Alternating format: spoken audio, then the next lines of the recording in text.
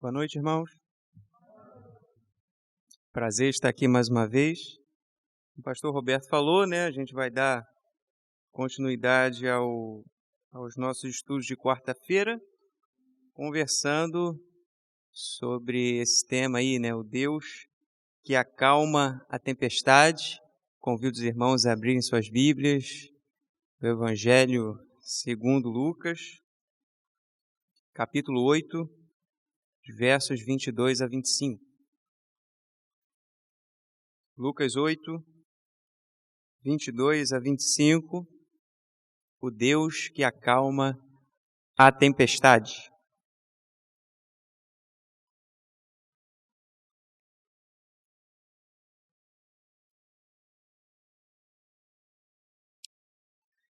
Certo dia, Jesus entrou num barco com seus discípulos e disse-lhes: "Vamos para outra margem do lago." E partiram. Enquanto navegavam, ele adormeceu e caiu um vendaval sobre o lago, e o barco foi se enchendo de água a ponto de estarem em perigo. E aproximando-se dele, despertaram-no dizendo: Mestre, mestre, vamos morrer." E ele, levantando-se, repreendeu o vento e a fúria da água, e estes cessaram e veio a calmaria. Então lhes perguntou: Onde está a vossa fé? Atemorizados, eles se admiraram e diziam uns aos outros: Quem é este que dá ordens até aos ventos e à água, e eles lhe obedecem? Vamos orar mais uma vez. Oh Deus, muito obrigado por mais um dia que o Senhor nos concedeu. Muito obrigado por esse momento de estudo da Tua Palavra. Que o Senhor possa estar comigo nesse momento. Que o Senhor possa estar com os meus irmãos aqui também, aqueles que me acompanham pela internet. Que nós possamos extrair as lições desta porção da Sua Palavra e que ela possa ser abençoadora para nós. Ó Deus, é isso que nós pedimos e agradecemos. Em nome de Jesus. Amém. Bom, esse texto é bem conhecido dos irmãos, com certeza muito já se foi falado sobre esse texto, e quando a gente pensa em tempestade, esse texto é o que vem primeiro à nossa mente. E eu tenho aqui 5 lições, 5 questões que nós vamos pensar neste nosso estudo acerca desse texto. E o primeiro ponto é a presença de Cristo no barco, o mais óbvio de todos os pontos é que a presença de Cristo no barco não nos exime das tempestades. Então, o fato de você ter Jesus Cristo no barco da sua vida não faz com que as tempestades não aconteçam. As tempestades acontecerão sempre nas nossas vidas. E o fato de Jesus estar com você no barco não faz com que os problemas aconteçam, não faz com que as tempestades não apareçam. Isso é bastante importante, irmãos, e a gente está vendo um cenário aqui, os discípulos entraram num barco com Jesus, eles só queriam atravessar para outra margem, era só isso que eles queriam fazer. E alguns dos discípulos ali, eu creio que já fizeram aquele caminho ali várias vezes. Eles eram pescadores, afinal de contas. Eles sabiam muito bem como manejar uma embarcação, sabiam muito bem como lidar com a situação toda do mar, das águas e tudo mais. Eles sabiam o que estavam fazendo, mas ainda assim eles foram acometidos de um problema que eles não podiam solucionar. Não tinham o que fazer naquele momento. E eu estava lendo um comentário sobre essa passagem e diz que esse lago que eles estavam atravessando é um lago que fica a pelo menos uns 200 metros abaixo do nível do mar. Então você tem vários morros em volta, e o lago está ali no meio, a grande poça. E aí, essa configuração geográfica onde o lago está é muito propícia para essas tempestades inesperadas. Então o tempo ali podia mudar em segundos. E foi mais ou menos isso que aconteceu ali. Os ventos vinham dos morros em volta e vinham com tudo para cima do lago, e eles então foram surpreendidos por aquela situação. E eles realmente não tinham o que fazer. Não importa ali você baixar as velas do barco, não importa você se amarrar no barco, não importa você, sei lá, né? Não importa você pegar um balde e começar a jogar água para fora do barco.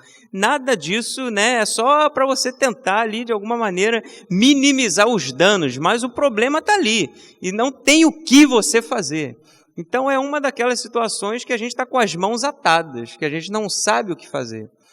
E isso é legal porque a gente vive numa sociedade hoje que acha que os problemas podem ser solucionados de uma maneira muito simples. Basta você ter um pensamento positivo, basta você ter certos hábitos na sua vida, basta você selecionar bem as pessoas com quem você vai se relacionar, que você vai conseguir eliminar um monte de problemas na sua vida. Mas o ponto é que os problemas sempre vão acontecer. Você poderia botar um coach ali naquele barco dizendo: acredita em você, né? Tenha fé em você mesmo, né? Tenha coragem, você pode tudo, você é capaz de tudo. Você pode botar um coach desse no barco, mas não vai adiantar de nada, né? Não adianta você ficar inflando o ego, né? Porque isso não vai resolver os seus problemas. Problemas vão aparecer na nossa vida e situações vão aparecer na nossa vida que a gente não vai saber como resolver. Que a gente vai estar de mãos atadas. Só que essa sociedade tenta renegar isso ao máximo, dizendo que não, que nós podemos tudo, de que o mundo é nosso, de que a gente pode fazer o que a gente quiser fazer, mas os discípulos estão numa situação aqui em que eles só têm que sentar e esperar. Se a tempestade quiser, ela vai parar, se ela não quiser, a gente vai morrer afogado aqui, e é isso, e vamos lá, vamos esperar, não tem o que fazer. E a vida é dessa forma. A vida, ela não, muitas vezes, ela não vai corresponder às suas expectativas. Você quer muito uma coisa, eu imagino que os discípulos aqui estavam com toda a força de vontade do mundo, querendo que aquela tempestade passasse, mas ela não passou. Então não importa você ter pensamentos positivos, né, jogar energias positivas, que o universo vai te devolver essas energias positivas, isso é bobagem. Vai ter situação na vida que você não vai querer que aconteça, que não é a hora de acontecer, mas vai acontecer. E você não tem o que fazer. É uma situação inesperada que a gente não vai estar esperando por ela, não vai estar querendo ela na hora, ela vai ser extremamente inconveniente, mas ela vai aparecer. Então isso serve para nos lembrar de que o cristianismo, em momento nenhum da sua história, em nenhuma parte da Bíblia, você vai ver o cristianismo te prometendo a liberdade absoluta dos problemas. Jesus nunca prometeu isso para você. Nenhum apóstolo, profeta prometeu isso para você. Muito pelo contrário, a Bíblia fala que se você quiser mesmo seguir Jesus, você vai encontrar mais problemas ainda. É mais dificuldade que você vai encontrar e não menos. Então, né, a gente primeiro tem que começar a ler esse texto com isso na mente, de que os problemas vão nos acompanhar sempre, em todo momento da vida, com Jesus ou sem Jesus. Os problemas vão estar lá. Segundo ponto, os problemas da vida em muitas ocasiões nos levam a pensar que fomos abandonados. Né? Nós fomos abandonados. Tem certos problemas que nós, né, vivenciamos que a gente pensa assim: eu estou lutando sozinho nesse negócio. Ninguém me ajuda. Né? Eu não tenho ninguém aqui, nenhum recurso, nenhuma ajuda de ninguém. É eu comigo mesmo e eu estou tendo que lutar esse negócio sozinho. Né? E eu acredito que essa era a sensação dos discípulos ali naquele barco, né? Eu estou sozinho nesse negócio, Jesus está ali dormindo e a gente vai morrer, é isso mesmo, acabou, né? Não tem mais jeito. A gente tem essa mania de ficar medindo o poder de Deus a partir do nível do nosso desespero. Quanto mais difícil é a situação, quanto mais doída é a situação, a gente pensa que não tem mais jeito. Realmente não dá mais, né? E os discípulos já haviam testemunhado uma série de milagres de Jesus. Mas eu imagino que nessa ocasião eles talvez tenham pensado, curar um cego talvez seja fácil, né, para Jesus. Fazer um surdo ouvir, talvez seja um negócio tranquilo. Fazer um coxo andar, talvez seja uma parada fácil. Mas acalmar uma tempestade, eu acho que já é demais. Então os discípulos talvez tivessem pensado assim, uma tempestade, acho que Jesus não resolve não. Eu vou me desesperar, porque e agora, né? O que eu faço? Não tem nenhum cego aqui, a situação é muito mais difícil do que, né, fazer um cego ver. O negócio agora é uma tempestade. Tipo, tá, né, mexendo com o tempo. Como é que Jesus vai fazer as ondas acalmarem? Como é que Jesus vai fazer o vento cessar? Como é que esses trovões, a chuva vai parar? Né? Tudo tem limite, né? O poder de Jesus deve ter algum limite, não é possível. E eles talvez devessem estar pensando sobre isso. E essa questão dos milagres é interessante porque os discípulos já tinham visto muitos milagres e a gente vê ao longo da Bíblia que o povo de Deus sofre do mesmo problema de perda de memória, porque eles viram tantos milagres, mas nesse momento eles acharam que, não, agora não tem mais jeito, eu vou morrer, é isso aí. A gente viu o povo, né, do Êxodo, que saiu do Egito e ficou o deserto todo reclamando de que, né, a gente vai morrer, de que não tem jeito mais, de que agora a gente vai perecer. E eles não conseguiram lembrar do Deus que abriu o mar. Eles não conseguiam lembrar do Deus que havia feito tantas maravilhas em favor deles. E os discípulos estavam na mesma situação. Jesus fez uns milagres lá, mas agora, não sei, né? Talvez o poder dele tenha acabado, não sei. Essa era a situação dos discípulos. Falta de fé. Esqueceram quem era Jesus. Esqueceram quem era o mestre deles.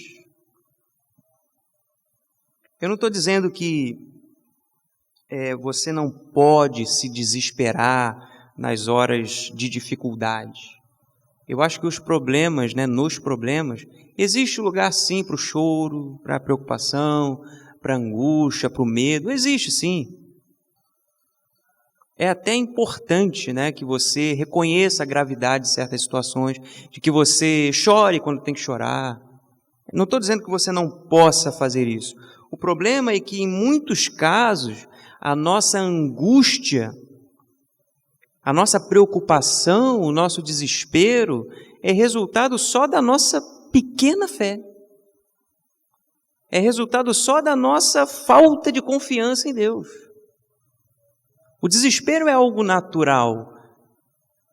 Mas quando ele é resultado da nossa pequena fé, aí se torna um problema. E às vezes a gente arranca os cabelos por coisas tão pequenas. Às vezes a gente se desespera por coisas tão pequenas que não vale nem a pena a gente perder o nosso fôlego por certas coisas, mas a gente fica tão desesperado.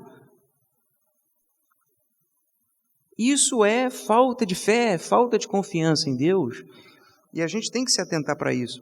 O desespero tem um lugar, o medo, a preocupação tem um lugar, mas a gente precisa ter esse discernimento de quando isso é fruto da nossa falta de fé. E o que os discípulos estavam tendo ali era isso, fé pequena. Ponto terceiro. O silêncio de Deus em meio às crises é a razão de nosso maior desespero. Veja que os discípulos estavam ali naquele barco, as ondas batendo e o vento forte, impetuoso, a chuva, os trovões e tudo aquilo, e Jesus dormindo. Eu fico imaginando que Jesus devia estar bem cansado, para ele não acordar com o chacoalhar do barco e com todo aquele alvoroço dos discípulos. Ele estava lá tranquilo, dormindo, até que uma hora os discípulos se dão conta de que Jesus está lá, mas que ele está dormindo. E naquele momento eu acho que eles se incomodaram muito mais com o silêncio de Jesus do que propriamente com o barulho das ondas.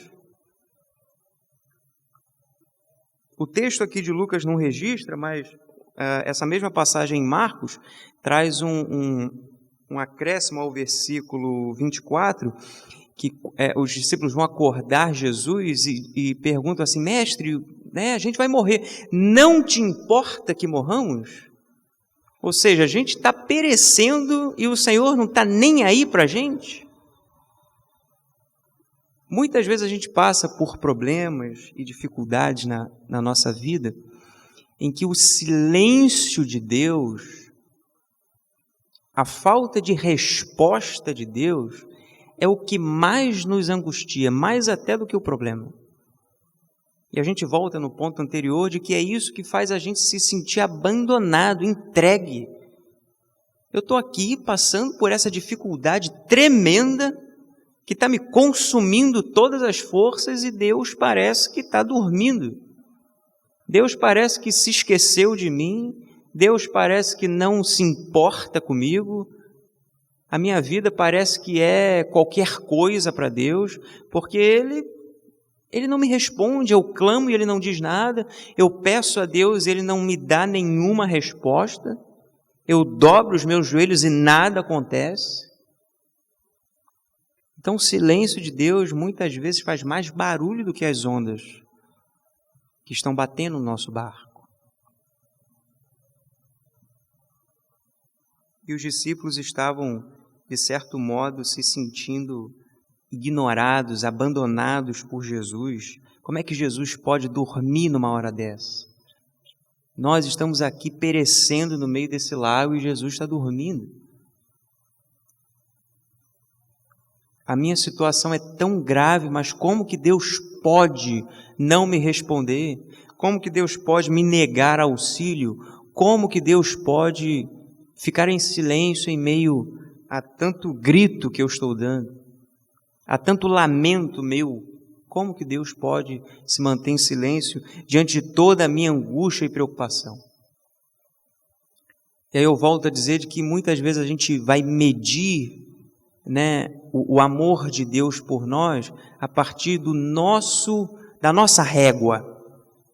A gente pensa assim: o meu problema é tão grande, é agora que Deus devia me ajudar. É agora que Deus devia dar prova do seu amor. É agora que Deus devia mostrar para mim o quão grandioso Ele é. É agora que Deus devia mostrar para mim o quão maravilhoso e generoso e bondoso e misericordioso Ele é. Mas Ele fica em silêncio. A gente fica medindo os momentos em que Deus deve dar as amostras da misericórdia dEle, a partir do nosso problema. E a gente fica chateado com Deus porque Ele não atendeu a gente na hora que a gente queria ser atendido. Ele não respondeu na hora que a gente queria a resposta. Ele não veio com a sua mão poderosa de auxílio na hora que a gente queria. Porque as coisas têm que ser na hora que a gente quer. Afinal, eu dou meu dízimo, eu vou na igreja, eu dou aula na EBD, eu prego, eu faço isso, eu faço aquilo. Como assim Deus não vai me ajudar? Eu estou pagando minhas contas. Como que Deus não vai me ajudar? E logo a gente duvida do amor de Deus para conosco, logo a gente duvida do cuidado de Deus para conosco, porque a gente fica querendo uma resposta imediata do Senhor. A gente quer uma solução segundo a nossa vontade ainda. Não é qualquer solução, é a solução que a gente quer. Senhor, eu quero resolver esse problema, mas é desse jeito. Se não for do meu jeito, eu não quero não. Tem que ser do jeito que eu quero. E os discípulos questionam a Jesus, vão lá, balança Jesus, a gente está morrendo, você não está se importando com isso? A gente não é nada para você, afinal? A gente está te seguindo para quê, Jesus? Para você deixar a gente morrer aqui no meio desse lago? E aí?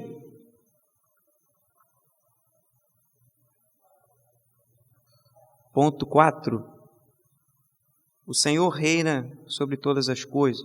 O espanto dos discípulos frente ao poder de Jesus,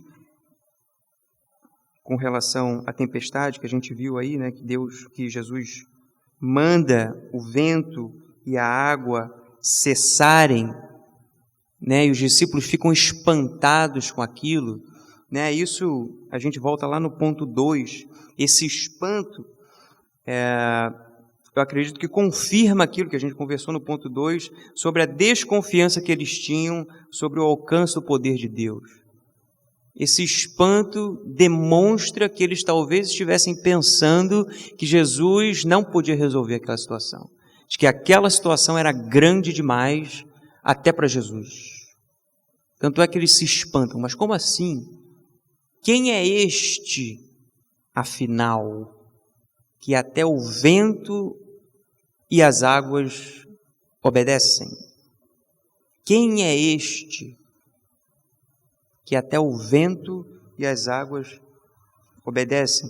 Esse espanto, embora seja natural, né, até porque a gente não conhece, a gente não é capaz, né, de conhecer todo o alcance do poder de Deus. Então, quando Deus opera na nossa vida, né, esse espanto aparece mesmo.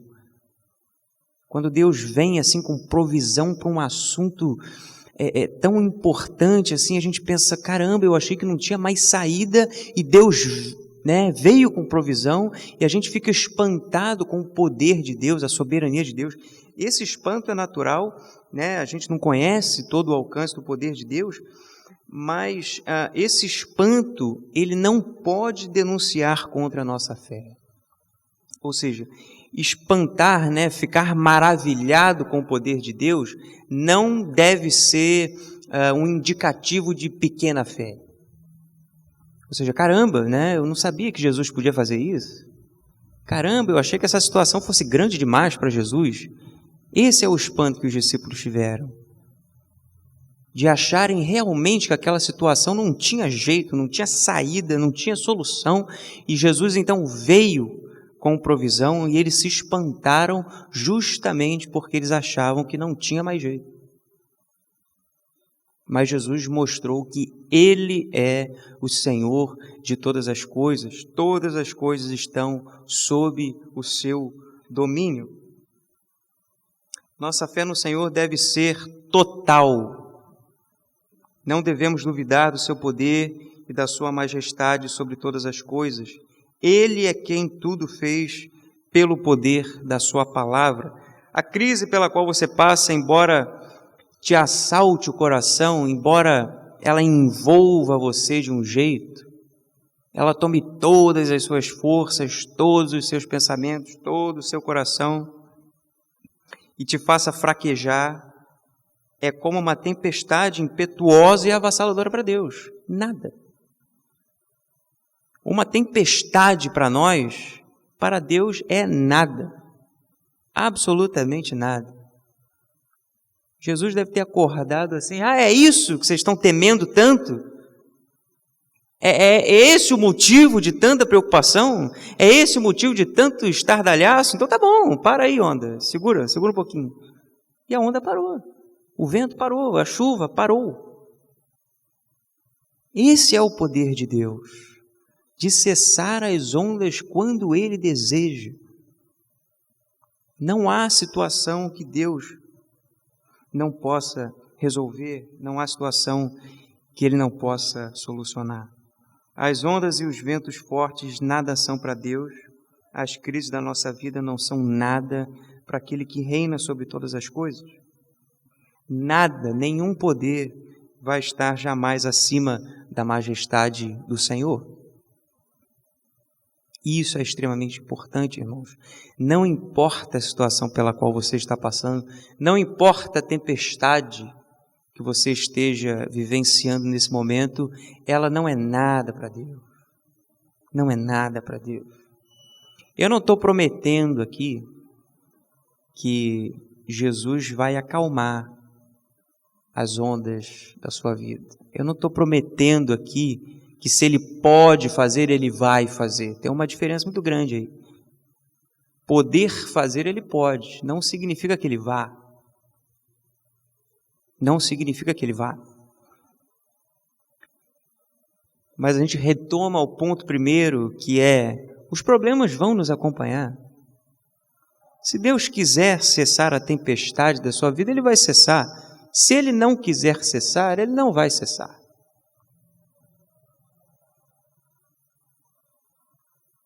Só que é importante, e eu já me encaminho para o quinto e último ponto, a presença de Cristo no barco calibra o nosso olhar para os problemas. A questão não é você ter ou não ter problemas, porque ter problemas você vai ter. Jesus não prometeu que você não teria problemas, Ele prometeu o oposto, na verdade, que você vai ter problemas. Mas junto com isso, Ele também prometeu que Ele estaria com você. Então os problemas, embora venham, você passa a ter um outro olhar, uma outra perspectiva para com os problemas, um outro modo de enxergar os problemas, um outro modo de enxergar as situações. Os problemas não são só uma pedra no nosso sapato. Às vezes a gente pensa que é isso, que os problemas são só um inconveniente desnecessário. Não precisava acontecer isso, mas aconteceu. Eu estava aqui tão tranquilo, tão calmo, de boa, como falam. E aí aconteceu esse problema, essa inconveniência apareceu de repente, assim. E a gente pensa que o nosso estado natural é sempre a tranquilidade, a calmaria, a bonança. A gente sempre acha isso, que a gente tem que estar tranquilo o tempo todo, feliz, calmo, satisfeito. As coisas devem estar no seu estado que mais nos agradam, que mais nos fazem bem, que mais nos fazem feliz. Esse é o estado natural das coisas. Qualquer problema que acontece é um inconveniente desnecessário, que não deveria estar ali. A gente rejeita o problema antes mesmo de entender o problema. O problema aparece e a gente já quer rejeitar ele. Não quero. Problema não, aqui é só tranquilidade. Só vitória, como dizem, só vitória. Ah, a vida é só vitória. Não, a vida não é só vitória. Então, o que a gente aprende aqui é que com Cristo no nosso barco, primeiro, os problemas vão continuar vindo. Só que agora, a presença de Jesus no barco da nossa vida faz com que a gente tenha um outro olhar para os problemas. Os discípulos tiveram aqui uma ocasião extremamente propícia para o amadurecimento da sua fé. Eles entraram naquele barco pensando de Jesus uma coisa e saíram daquele barco pensando de Jesus muito mais. Eu fico imaginando quando aqueles discípulos atracaram, enfim, na outra margem do lago, como que eles passaram a olhar para Jesus a partir daquele momento. Caramba, eu estou seguindo o homem que comanda os ventos e as águas. Eu estou seguindo o homem que dá ordens à natureza e ela se dobra à sua vontade. É este que eu estou seguindo. Irmãos, os problemas da nossa vida são excelentes professores, porque eles são ocasiões propícias para nós aprendermos mais sobre quem é Deus e sobre o alcance do cuidado dele para conosco.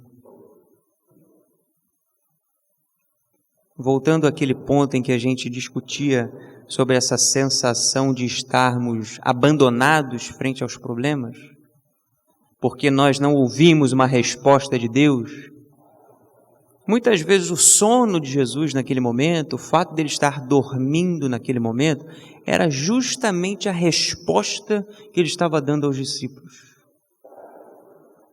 Eu estou no mesmo barco que vocês, dormindo e vocês estão arrancando os cabelos, ao invés de estarem dormindo e descansando comigo. Ao invés de vocês estarem descansando comigo, vocês estão desesperados, correndo para lá e para cá, sem saber o que fazer, e eu estou aqui tranquilo, calmo e sereno.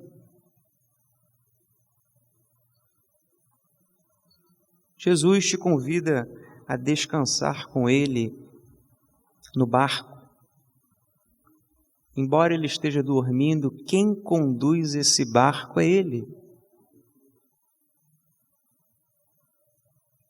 Naquele momento, quem estava no comando do barco era Jesus, mesmo de olhos fechados, dormindo, descansando.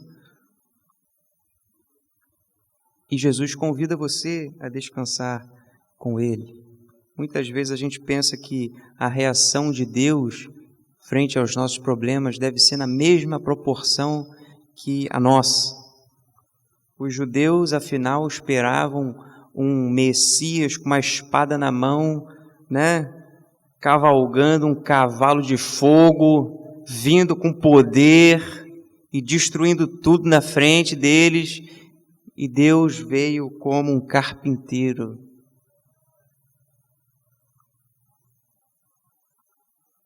E às vezes a gente fica querendo de Deus, que Deus haja na nossa vida com a mesma pressa que a gente tem, com a mesma angústia que a gente tem, com a mesma raiva que a gente tem. A gente quer sempre que Deus concorde com a gente. A gente sempre quer que Deus fale aquilo que a gente está falando, que Deus sinta aquilo que a gente está sentindo. Enquanto isso, Deus está lá, tranquilo, dormindo, sereno, sossegado, convidando para que nós participemos desse descanso com Ele. Essa, meus irmãos, é a mensagem desta noite. Eu espero que você aprenda, saia daqui nesta noite sabendo que Deus acalma todas as tempestades. Todas as tempestades. E mesmo que as ondas continuem batendo no seu barco, aprenda a descansar em Jesus. Mesmo que o vento continue forte, aprenda a descansar em Jesus, porque Ele está cuidando de todas as coisas. Amém, irmãos? Vamos orar mais uma vez. Ó Deus, muito obrigado, Senhor, por esse momento de estudo na Sua Palavra. Muito obrigado por esses irmãos preciosos, queridos que aqui estão. Que nós possamos sair daqui com a nossa fé aumentada, nós possamos sair daqui com a nossa confiança firmada em Ti, tendo a certeza de que o Senhor não nos abandona em quaisquer situações da nossa vida. Ó Deus, guarda todas as pessoas que estão aqui, todos aqueles que também estão me assistindo pela internet, vá de encontro ao problema de cada um, à tempestade de cada um, que o Senhor possa levar a cada um a tranquilidade e a calmaria e a paz que só o Senhor pode nos dar. Ó Deus, que nós possamos estar cada vez mais confiados e firmados na força do Seu poder. É isso, ó Deus, que nós pedimos e agradecemos. Em nome de Jesus. Amém.